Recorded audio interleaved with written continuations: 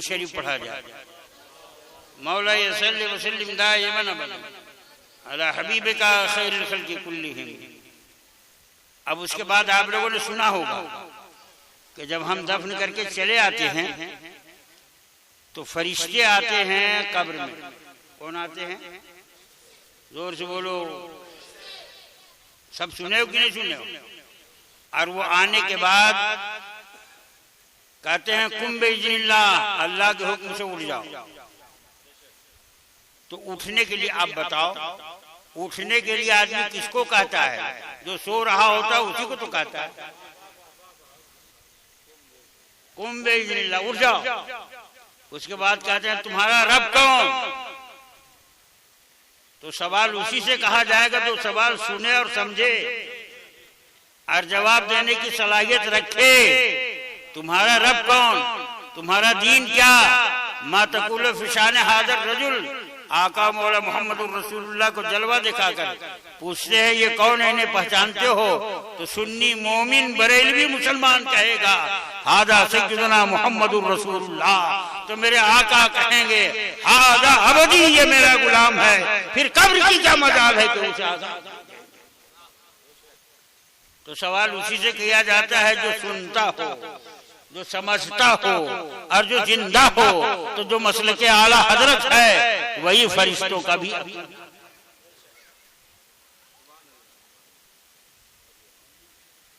तो हर नफ्स को मौत चखनी है, हर नफ्स को, जोर से बोलो, जो चीज चखी जाती है वो खत्म हो जाती है, चखने वाला खत्म नहीं होता। अब इतनी गुफ्तगू के बाद इस आयत के इस हिस्से से आप वाकिफ हो गए होंगे। दूसरी आयत मैंने पढ़ी है, उसके ताल्लुक से सिर्फ एक वाक्य, तर्जमा के बाद एक वाक्य। अच्छा, पानी आप कहाँ रखते हैं? बहुत होशियार मालूम होता है, सारा काम आप ही कराता है। कारी साहब अल्लाह ताला इनको बरकत अता फरमाए, मैं इनको बहुत परेशान करता हूँ। टाटा जाता हूँ दूसरे को बुलाने में, मगर रहता हूँ इनके यहाँ, खाता हूँ इनके यहाँ। इसलिए कि झारखंड का खाना मुझको बहुत पसंद है, हर आदमी उस हिसाब से पका नहीं पाता। दूसरी आयत जो मैंने तिलावत की, दुरूद शरीफ पढ़ी है, तो उसका भी तर्जुमा कर दें। मौला सल्लि व सल्लिम दाइमन अबदा अला हबीबिका खैरुल खल्क़ि कुल्लिहिम व क़ज़ा रब्बुका अल्ला ताबुदू इल्ला इय्याहु व बिल वालिदैनि इहसाना। इस आयत मुबारका का तर्जुमा यह है कि और अल्लाह ने तुम्हें हुक्म दिया कि रब के सिवा किसी की बंदगी न करो और अपने माँ बाप के साथ अच्छा सलूक करो।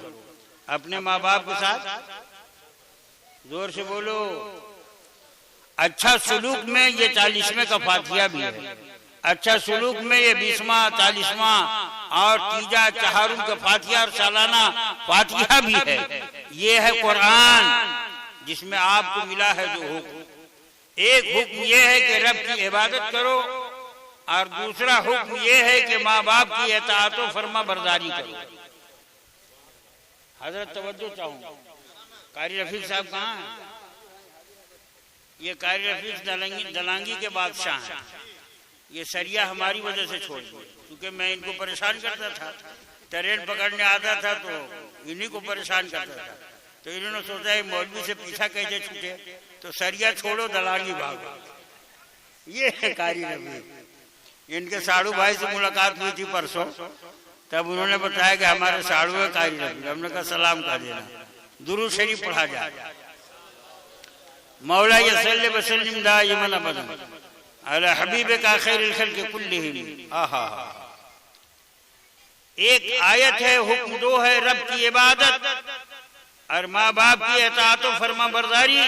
गौर तो करो, जिस आयत में रब ने अपनी इबादत का हुक्म दिया, उसी आयत में माँ बाप की इताअत व फर्मा बरदारी का हुक्म। रब की इबादत करो, माँ बाप की इताअत व फर्मा बरदारी करो। ऐसा क्यों हुआ? इसलिए कि वो अहकमुल हाकिमीन रब्बुल आलमीन है, खालिके कायनात है। उसी ने सबको पैदा किया, उसी ने, जिसने पैदा किया है वो है रब। और जिसको पैदाइश का जरिया बनाया है वो है माँ बाप। तो कहीं दुनिया के लोग जरिया को माबूद समझकर उसकी परस्तिश न शुरू कर दें, तो रब ने पाबंदी लगा दी, पाबंद कर दिया कि इबादत सिर्फ रब की करो, और जो विलादत में जरिया है माँ बाप उसकी नाफरमानी न करो, उसके साथ अच्छा सलूक करो, उसकी इताअत व फर्माबरदारी करो। तो अब इस आयत की रोशनी में पूरी दुनिया को बता दो कि जब मुसलमान अपनी माँ का दूध पीकर मुसलसल 2 साल तक जब अपनी माँ की पूजा नहीं करता है तो भारत की गाय की पूजा कहां से करेगा?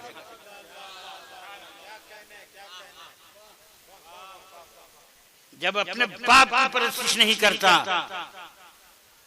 तो और जानवर की परस्तिश कहां से करेगा? तो मुसलमानों का एक मिजाज समझो कि इबादत खुदा के लिए, इताअत व फर्माबरदारी माँ बाप के लिए, और जहां पैदा हुए जिस जमीन में उससे मोहब्बत करेंगे, उसकी भी पूजा नहीं करेंगे।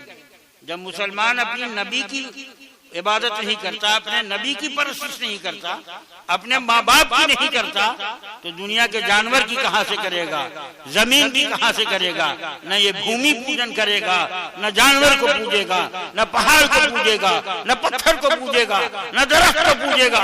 अगर ये परस्तिश करेगा तो सिर्फ उसकी जिसने पैदा किया है। तो आयत का पहला हिस्सा तो ये है कि रब की इबादत करो, और दूसरा हिस्सा ये है कि रब की इबादत करते रहो और माँ बाप के साथ अच्छा सलूक करो। इसलिए कि माँ है। आका फरमाते अलैहिस्सलातु वस्सलाम, अल जन्नतु तहता अक़दाम उम्महातिकुम, जन्नत तुम्हारी माँ के कदमों के नीचे है। जन्नत कहाँ है? जोर से बोलो। अब उर्दू वाले जाएं अपनी माँ के पास और तलवा में खुर्चें, जन्नत कहीं यही तो नहीं, तलवा के नीचे। अरे उससे मुराद ये है कि माँ की खिदमत में जन्नत है, माँ की इताअत व फर्माबरदारी में जन्नत है, माँ की खुशी में जन्नत है। लेकिन देखो ये वहां भी लोग कहते हैं नबी किसी चीज के मालिक को मुख्तार नहीं। अरे नबी तो पूरे जन्नत के मालिक है। माँ के कदमों के नीचे जन्नत बिछा दिया, हर माँ के नीचे जन्नत बिछी हुई है। माँ बाप की खिदमत करो, इताअत व फर्माबरदारी करो, जन्नत में चले जाओगे। वो खुश होकर वाह कह दे तो जन्नती हो जाओगे, और नाराज होकर हाय कर दे तो जहन्नमी हो जाओगे। भाई इसी को सुनाना है, क्योंकि आज हमारे यहाँ झारखंड में माँ बाप की नाफरमानी बहुत हो रही है, बहुत हो रही है। तो हर गांव में तो कारी साजिद है नहीं जो माँ बाप की अहमियत बतावे। आज बूढ़ा बाप, ये बूढ़ा बाप का दर्जा जानते हो? जन्नत का बीच दरवाजा है। जब दरवाजे ही नहीं पार करोगे जन्नत में कहां से जाओगे? तो माँ वाला सुन लो, बाप वाला जब मजमा वाकई बहुत है। एक मरतबा उर्दू में बहुत दिन पहले आए थे, बहुत पहले, हाँ बहुत पहले, रस्ते भूल गए थे, पूछते पूछते आए थे। और आज तो कारी साहब का भाई मोटरसाइकिल लेकर खड़ा था, रास्ता बताकर यहाँ ले आया। और अब मैं तो कभी नहीं भूलूंगा, जब जी चाहेगा मैं आ जाऊंगा। इसलिए कि इसी रास्ते से मैं अपने ससुराल जाता हूँ, भरकट्टा में। मना किया, भरकट्टा बाजार में शोएब मेडिकल वाला है ना, हाँ वो मेरे लड़के का मामू है। अब कारी साहब होते कहते मेरा साला है, लेकिन हम पैसे के इतने बड़े मजमे में, मेरे लड़के का मामू है। और जो डॉक्टर अयूब है वो भी मेरे लड़के का मामू है। दुरूद शरीफ पढ़ा जाए, मौला यसल्ली वसल्लिम दाइमन अला हबीबिका खैरिल खल्क़ि कुल्लिहिम। तो अब इसी रास्ते से मैं गुजरता हूँ, और कभी कभी रास्ते में मस्जिद तलाश करता हूँ। एक मरतबा मौलाना इकबाल साहब और मौलाना गुलाम रब्बानी के साथ में जा रहा था, तो अब ये हुआ कि मस्जिद कहाँ मिलेगी रास्ते में? तो लोगों ने बताया कि क्या बताया, बलगो बागोडी। तो बागोडी अंदर गली में जाने के बाद मस्जिद मिली तो इन्होंने आज याद दिलाया कि एक मरतबा मगरिब की नमाज वहाँ पढ़े और एक मरतबा ऐशा की नमाज पढ़े। अब तो उर्दू का मौका भी मिलेगा इंशाअल्लाह। हाँ, माँ खुश होकर वाह कह दे तो जन्नती हो जाओ, और नाराज होकर हाय कर दे तो जहन्नम के हकदार हो जाओ। इसी को सुन लो और उसके बाद सलाम पढ़ो। अरे 10:44 भी हो गया। वो 10 ही बजे खत्म होना था। हमारे नाज़िम साहब कह रहे थे 10 बजे तक प्रोग्राम चलेगा, मगर अब 11 बज जाएगा। हजरत सैयदना जुरैज रज़ियल्लाहु ताला अन्हु बनी इस्राइल में एक बहुत बड़े बुजुर्ग गुजरे हैं। ये वाक़िया बुखारी शरीफ में, उसका उर्दू तर्जमा और मफहूम में बता रहा हूँ। बैठी हो जा लगली 15 मिनट आ रहे थे। रुमालवा कते बेस बांध ले देखी, टोपी नहीं पहन सको। हाय रे मुसलमान, हाय रे गरीबी के मुसलमान।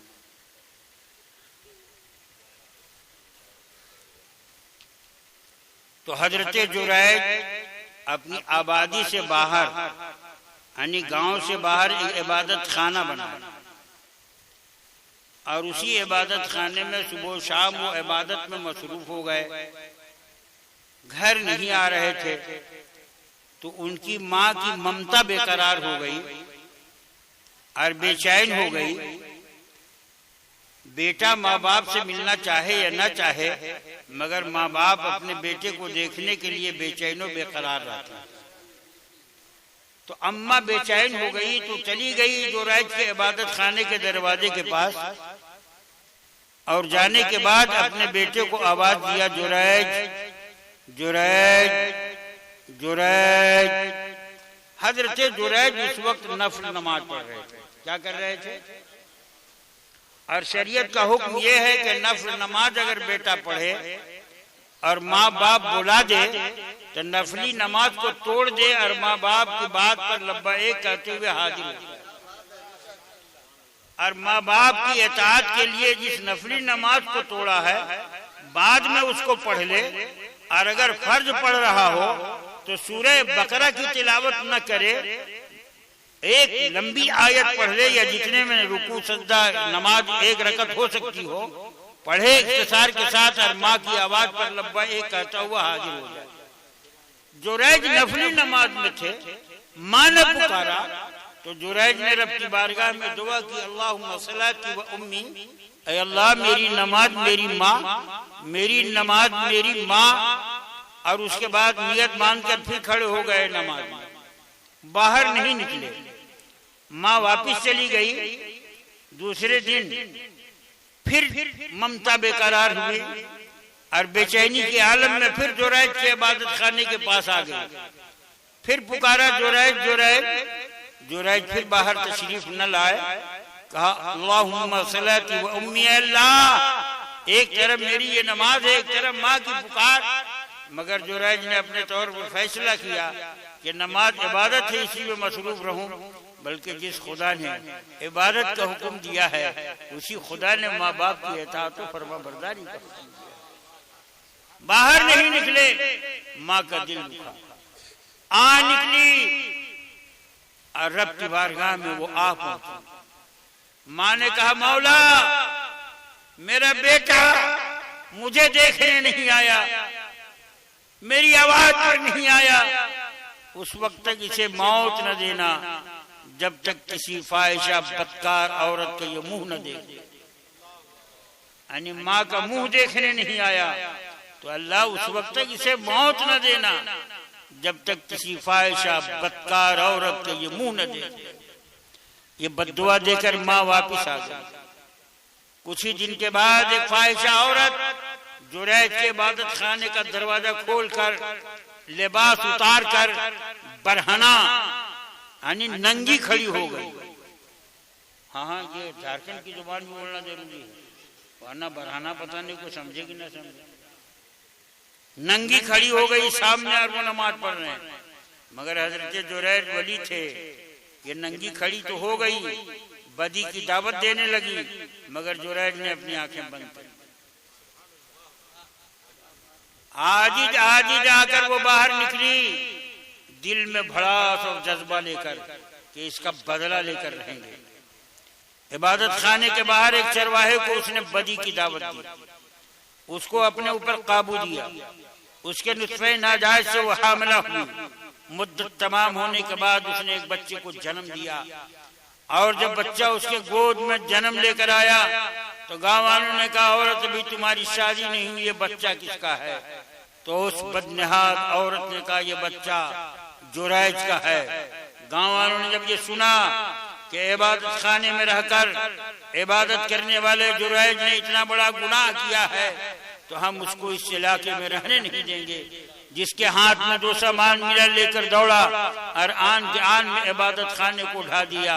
को जुरैज को थूक रहा था, को जुरैज की तरफ जूता और चप्पल फेंक रहा था। जुरैज ने कहा, लोगों, तो गांव वालों, तुम्हारा ये सुलूक मेरे साथ क्यों है? कहा, जुरैज इबादत खाने में रहकर तुमने इतना बड़ा पाप किया है, ऐसे पापी को हम अपने इलाके में अपने गांव में रहने नहीं देंगे।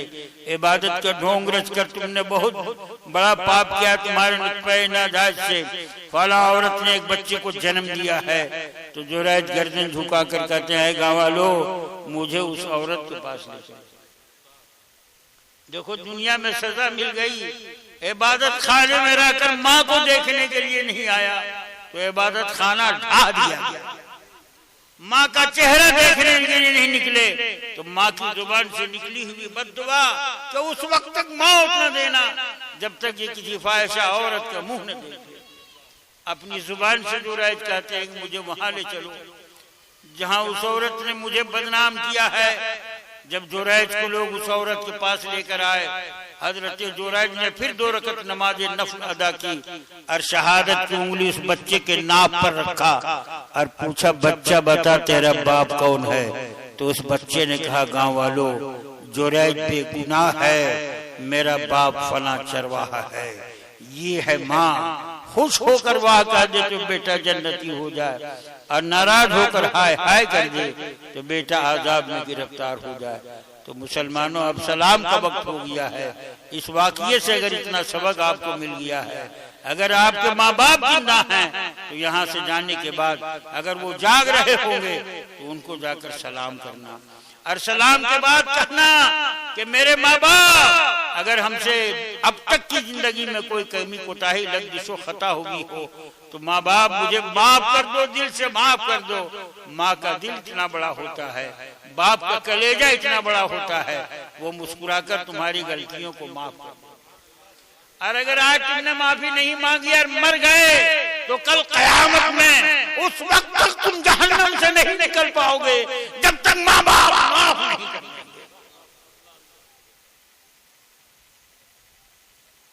और जिनके माँ बाप दुनिया में नहीं हैं, वो सुबह कब्रिस्तान या शाम को कब्रिस्तान जाएगा और उनकी कब्र के पास जाकर उनको सलाम करेगा और उनसे अपनी कमी कोताही की माफी मांगेगा।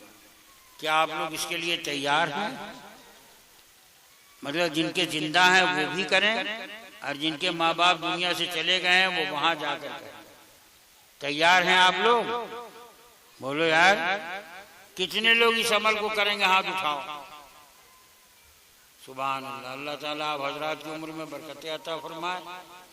हाँ, बहुत कुछ मुझको बताना था, मगर इसाले सवाब की मजलिस से खड़े होकर सलातो सलाम पढ़ना।